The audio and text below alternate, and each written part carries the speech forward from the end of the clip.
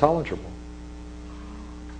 Now Lorenzo Valla came along and said, excuse me, I have news for you. I made a close reading of Dionysius' writings and I can prove that they're a forgery. Therefore, they rejected all of his writings. But when they rejected it, see, what they did is they rejected all the intellectual basis that made Christianity intelligible. So now you're left with fundamentalism and watered-down Protestantism that can't relate its own teachings to the Bible. Yeah, so that's worthwhile studying. Lorenzo Valla, the influence of Lorenzo Valla, V-A-L-L-A, major contributor to this whole game, Lorenzo Valla. Yeah, Lorenzo Valla. It says here that this is a letter to Timothy. Yeah. This is the same Timothy that was a friend of Paul, right? Yes. Maybe Timothy was the guy that was, maybe he was...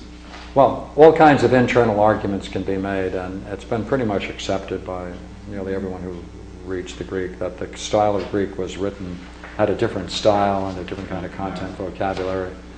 And there's so many close correspondences between Dionysius' writings that you have in front of us and Proclus that you finally have to conclude that the only hypothesis you can come from is that one influenced the other.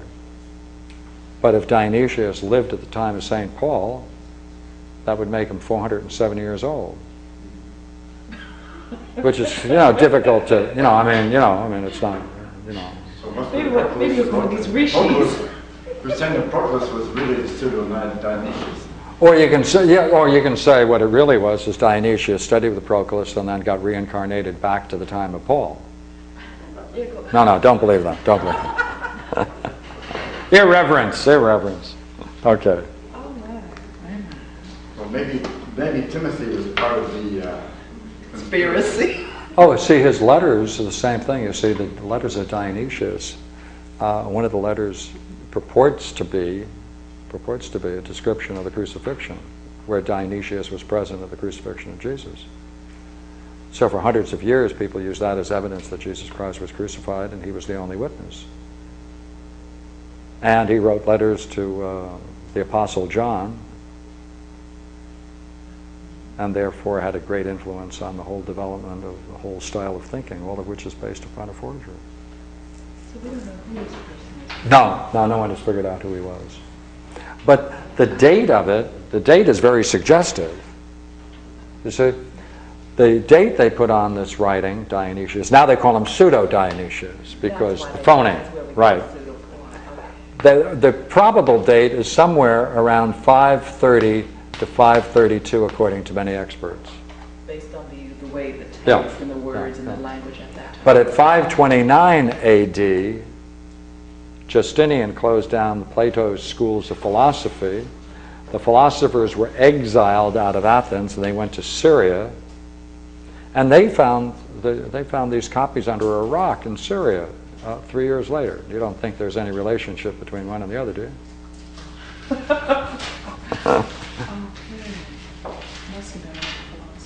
Yeah. Sure, I mean, it's certainly the close use of language and technical language runs through the whole thing. Okay, it's been claimed that before Jesus' time, there was a group in Turkey called the Christos. And a lot of the theology, and then Paul was acquainted with this, he kind of put a lot of this Christos ideas and got Christos and Christ kind of mixed up. Oh, In other words, he kind of confused the issue. yeah, I don't mind that. So in other words, there was a Very- Christian, very even likely. one of the great Hippo, the guy of Hippo, said there was a Christian religion existed before Okay. Jesus. And then he used Jesus to kind of... Just slapped him on top of what they already had. Yeah. As the figurehead. Very good. Thank you for coming. Thank you. We ending our career.